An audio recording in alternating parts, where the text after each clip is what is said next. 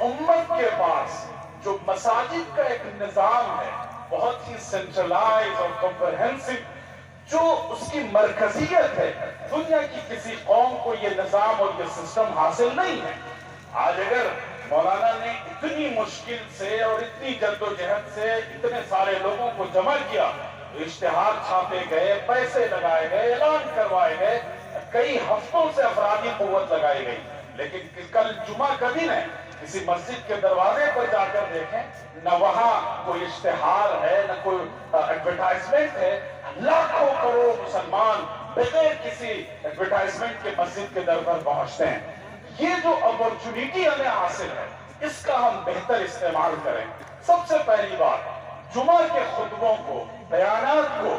ہم بہت ہی پازیٹیو اور کنسٹرکٹیو بنائیں، معیاری اور مثبت بنا لیں، اس لیے کہ عام طور پر ہمارے ممبر و محراب کو استعمال کیا جاتا ہے اس امت کی صف کو توڑنے کے لیے، اس کے شیرازے کو بکھیرنے کے لیے، مسلکی اختلافات کو پروجیکٹ کرنے کے لیے۔ خدا کی قسم، اگر آپ آقا جناب محمد رسول اللہ صلی اللہ علیہ وسلم سے محبت رکھتے ہیں تو آپ کبھی امت کی صفوں میں دراڑ پیدا نہیں کر سکتے، آپ کبھی امت کے شیرازے کو بکھیرنے کی کوششیں نہیں کر سکتے، اور اگر آپ دشمنوں کے اعلی کار ہیں تو پھر اس طرح امت کے صفوں کو قینچیوں سے تراش کر ایسی صورتحال تک پہنچا دیں گے کہ اس امت کی کوئی دادرسی کرنے والا نہ ہوگا۔ اس لیے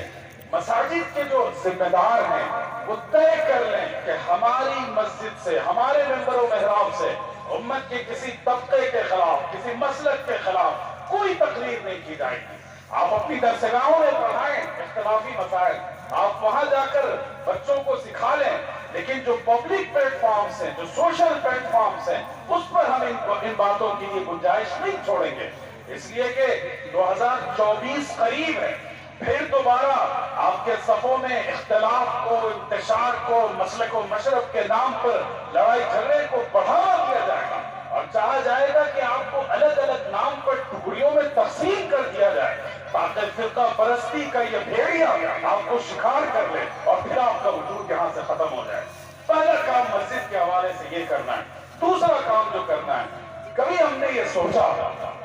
آقا علیہ السلام کی جو مسجد تھی، جس کو ہم مسجد نبوی کہتے ہیں، حرم النبوی کہتے ہیں، وہ کس انداز کی مسجد تھی؟ تاریخ اٹھائیے، حدیث و سیرت کی کتابوں کو پڑھ جائیے، آپ کو اندازہ ہوگا کہ اتنا جامع پروگرام کسی دنیا کے انسٹیٹیوشن اور کسی آرگنائزیشن کے پاس نہیں تھا جتنا جامع لاہ عمل اور خطہ اور پروگرام مسجد نبوی کے پاس تھا۔ میں سیرت کا طالب علم ہوں اور علوم اسلامی ہم نے پڑھ رکھا ہے، پورے شعور کے ساتھ، پورے کانفیڈنس اور کانشیسنس کے ساتھ میں یہ بات کہنا چاہتا ہوں کہ انسانی تاریخ کا سب سے بڑا انقلاب اور ریگولیشن اور ٹرانسفرمیشن آقا علیہ السلام کے ذریعے آیا، اور اس انقلاب کا مرکز رسول اللہ صلی اللہ علیہ وسلم کی مسجد تھی۔ آج اگر امت یہ چاہتی ہے کہ اپنے طرح طرح کے مسائل اور پیچیدگیوں سے خود کو نکالیں اور در در کی ٹھوکریں کھانے کے بجائے ہم اپنے آپ کو سینٹرلائز کر لیں، کسی مرکز سے جوڑ لیں، تو اس کے لیے ہمیں اپنی مسجدوں کو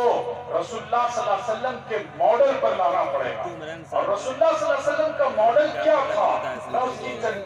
جھلک آپ کو دکھا دوں۔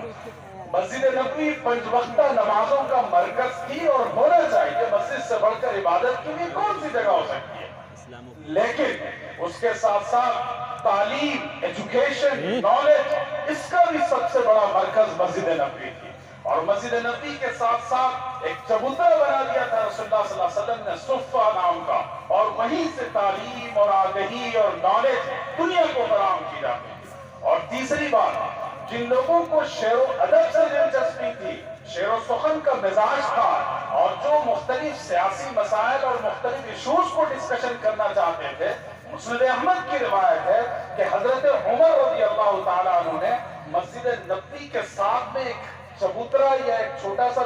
ایک دہلیز بنا لی تھی اور کہا وہاں جا کر تم اپنی ان سرگرمیوں کو جاری رکھو۔ غزوہ خندق کا موقع ہے اور خندق میں بہت سے زخم لگے، لوگ زخمی ہوئے۔ اللہ کے رسول صلی اللہ علیہ وسلم نے حضرت رفیدہ الاسلمیہ جو انسانی تاریخ کی سب سے پہلی ڈاکٹر اور سرجن تھی، انصار سے ان کا تعلق تھا، ان کا میڈیکل کیمپ مسجد نبوی کے اندر لگوایا، اور جتنے بیمار ہوتے تھے ان کو مسجد نبوی میں لے جا کر ان کو ٹریٹمنٹ کیا جاتا تھا، ان کو ضرورتوں کو بھی مسجد پورا کر رہی تھی۔ اور اس کے علاوہ پورے مدینہ کی آبادی میں کوئی بھوکا ہوتا، بے لباس ہوتا، درد کا مارا ہوتا،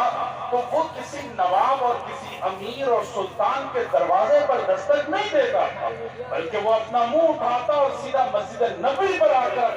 اپنے آپ کو رکھ دیتا اور کہنا میری یہ ضرورت ہے پوری کیجیے۔ تو سماج کی رفاہی خدمات بھی مسجد نبوی کے ذریعے سے انجام دی جا رہی تھی۔ آگے بڑھیے، یہ تو مسلمان تھے، لیکن